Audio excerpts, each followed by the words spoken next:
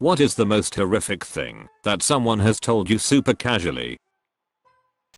Coach bus driver was like, sorry the bus was late guys. The traffic was caused by someone who committed suicide by walking into traffic. Looks at one of the passengers getting off the bus. You remember the blood skid marks, right? All of us who were waiting at the bus station were like WTF. Guy said it like he sees it every day or something. When you drive for a living you could see the rapture and you just get pissed at all the abandoned cars on the road.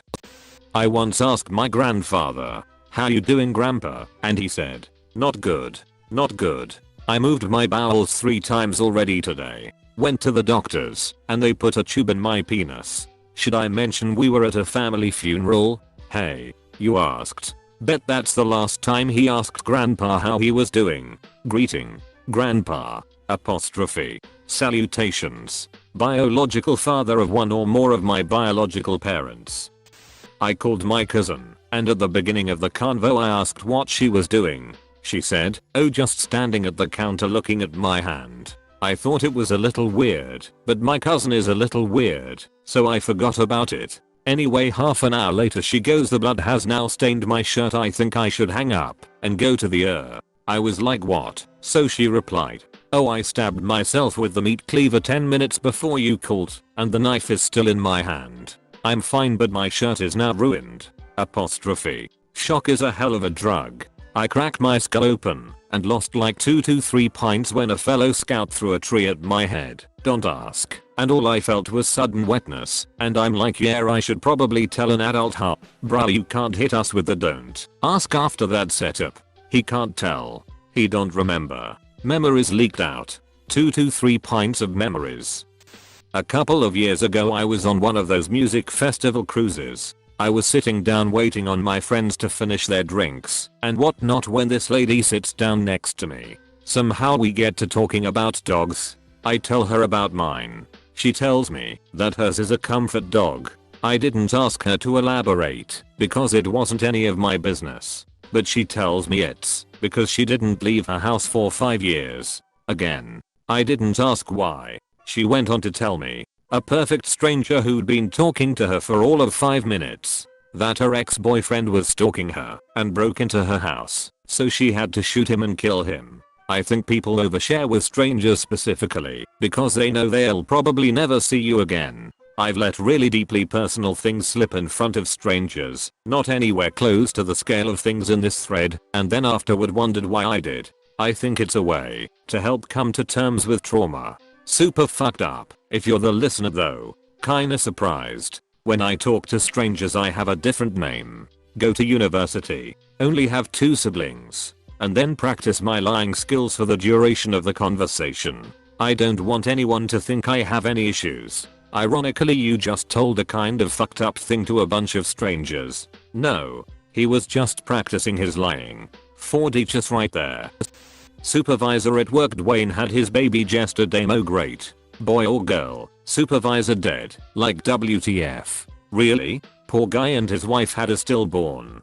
Obviously not to the same scale. But this reminds me, I woke up to strangers pounding on my door and my grandmother went out to talk to them. As she was coming back in, I asked her what was up. "Oh, it's just the cat. Still rubbing the sleep from my eyes. Is he alright?" "Dead." Walks away and says nothing else. That's it. Just one word. Dead. Who the F talks like that? No explanation for my 5-year-old cat being dead. Just dead. Granted, this grandmother named like 10 cats in a row Mauser because she thinks of animals as mostly utility. I, on the other hand, was heartbroken. When I was 20 something back in the 90s, I was sitting on the front steps of my condo waiting for my sister's husband to pick me up. Nice old fellow, a tenant of my building, sat down next to me. His first sentence he'd ever spoken to me was, "Did you hear that they are taking my testicles off on Thursday?" I responded that I had not. He continued, "Yep. Don't use them much anymore after the missus died." Mercifully at that moment my brother-in-law drove up. For some reason this is my favorite. That's one hell of an opening chat up line. The guy had balls to use that opener. He had to use them before Thursday. That he was going to prison for burning down a church. I had seen this guy about 10 times since the supposed accident. We were all hanging out, and he said guess what, and that was that. Edit. This happened in South Texas for anyone wondering. This man really said back quote guess what to let you know he was going to prison for arson. Chicken butt. Haha no I'm playing. I just burned down a church. I'll see you in a hot minute. God bless. My therapist told me how she ran 2 people over, killing one and paralyzing the other. During our first meeting. Lol, do they think doctor-patient confidentiality works both ways? There's a scene in 30 Rock about this where Dr. Spaceman says this exact thing and then reveals something horrible that he did. It's been a while and I don't remember the details. Close bracket. Liz. I believe doctor-patient confidentiality is a two-way street. I'm cheating on my wife. Apostrophe. Dude whipped out a picture from his suit. It was of a naked woman spread eagle on a bear rug. He said girls will do all sorts of things for a quick buck and if interested, we could go in for a photo shoot. Never met him before or since. He was like showing me his favorite pet.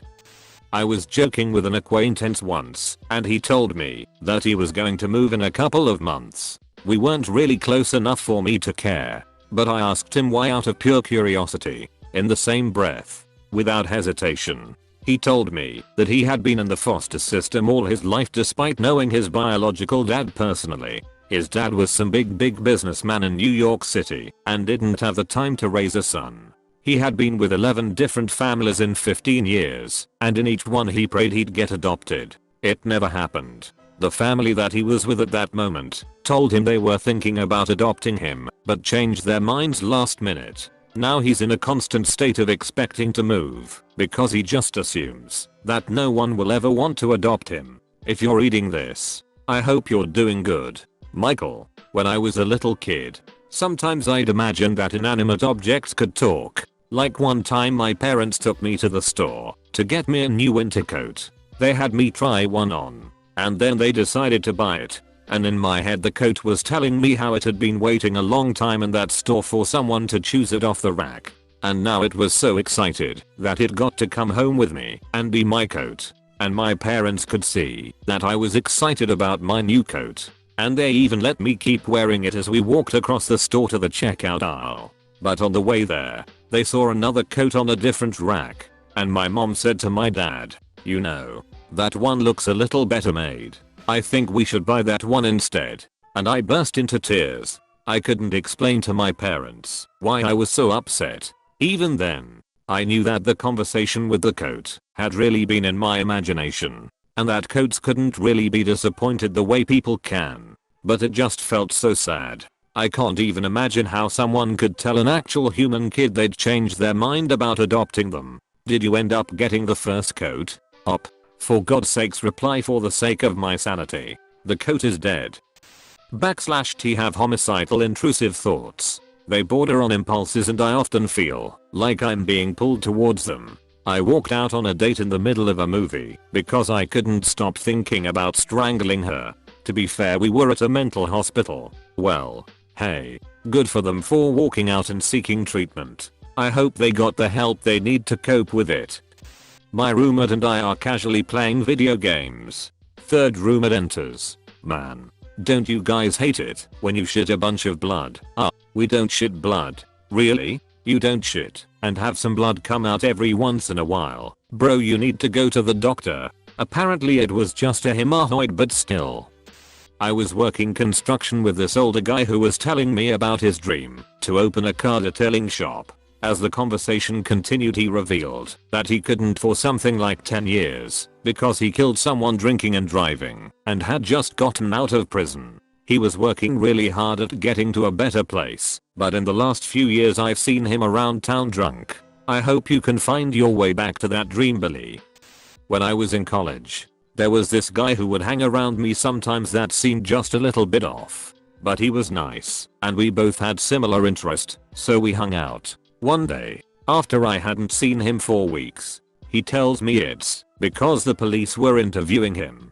He tells me this story. Him and his 2 friends were in the woods, shooting a .22 pistol. Friend #3 tries to fire, and it doesn't go off. Friend #3 looks into the barrel to check the gun. The gun then goes off, firing the round in there, and then the next round, shooting him twice in the face. You read that correctly. 3 guys went into the woods with a .22 pistol. 2 walked out. And the third was shot twice in the face and died. Anyone who knows anything about guns knows this is basically impossible. But since Guy and friend #2 both had the same story, and the cops had no way to prove otherwise, no charges were filed. I stopped hanging out with that guy. Forever. Really fucked up story. What do you mean by being basically impossible? I'm genuinely curious. If the pistol was semi-automatic, they usually only fire 1 bullet per pull of the trigger. It would be really hard to fire it, let go of the trigger, and then squeeze it again after getting shot with the first bullet. Seems dodgy as fuck. It could have been a squib load, where a bullet becomes stuck at some point along the inside of the barrel. When the next round is fired, the gases force both out. I'm not completely sure if they would follow each other through one hole, but suffice to say it's technically possible, depending on what shot twice means in that context. Nevertheless, I wouldn't have acted any differently than you did. F all that. Offered to kill someone for me and admitted to a previous murder. I was ranting to my grandfather how much I hated the abusive scumbag guy my mom was dating, and my grandfather, completely sincerely, offered to shoot him for me. He casually told me about how he'd shot and killed my grandmother's first husband in the 60s and gotten away with it, and how even if he did get caught at his age, he didn't give a ref about prison. My grandmother's first husband's death was insanely suspicious, and I have no doubt in my mind he was telling the truth. It's been commonly held family legend for years that he was murdered. Needless to say, I did not take him up on this offer. Jesus Christ. How'd your relationship with him change after that bombshell? A guy I worked with said that in the late 80s he lived with 5 other guys in an apartment in New York. Sometime after the HIV test is developed, all of the roommates agree to get tested. Apparently the results were mailed to them.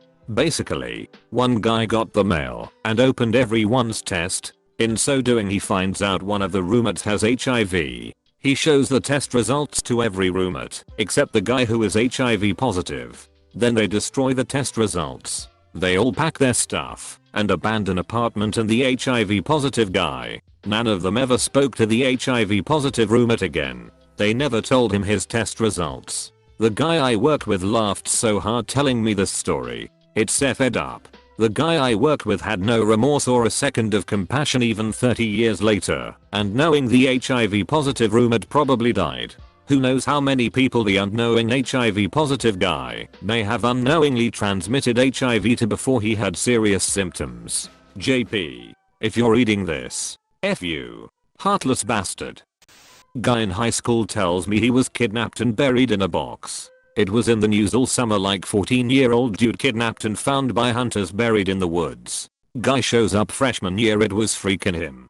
Being buried alive is probably the worst thing I can think of. That's horrifying. December 28, 2018. I received a phone call from my father's surgeon at about 3 AM. Went something like this. Is this my name? It is. This is Dr. Zism calling in regards to your father. Does he have any other children or a wife? No wife but 2 other children. Can you get them here? I think so. Why do you ask? Well, Hez not doing so well, and I don't think Hez going to make it. Me father had an allergic reaction to a blood thinner they used during one of his surgeries. This had caused clotting in the surgery area, which led to portions of his intestines to start to go necrotic within his body and leak intestinal fluid. This is known as sepsis and is highly deadly. 40-60% mortality rate. Dad lived. Took 5 more life-saving surgeries and 3 months in the hospital, but has still here breaking my balls on a daily basis. Oh, I accidentally did this recently. I was telling my boyfriend about how this girl I knew stalked me in October/November of last year. I hardly knew her, but she sent me some really aggressive and threatening messages, and would get really angry if I didn't answer her immediately. She actually non-consensually kissed a friend of mine and harassed another. After a few days of this, I cut contact with her and blocked her. After telling my boyfriend all this, he said something like, well, if she tries anything like that again, you could beat her up. And I just said, oh, no need to worry about that. She's dead now. Obviously complete shock on his face. I really should have lead up to that better. Basically I found out she had passed away in February for completely unrelated reasons. It really shook me up for a few days. But like I said, I didn't really know her, of course. Saying it the way I did was pretty callous of me. That sounded a bit like you killed her, but only a tiny bit. Well she only killed her a tiny bit. So it's perfect. My mom was in the ER in September 2019. She had stage 4th colon cancer and was in a lot of pain and other stuff. The doctor came in and just basically said, well, you have some heart failure and your liver is failing, and just walked out.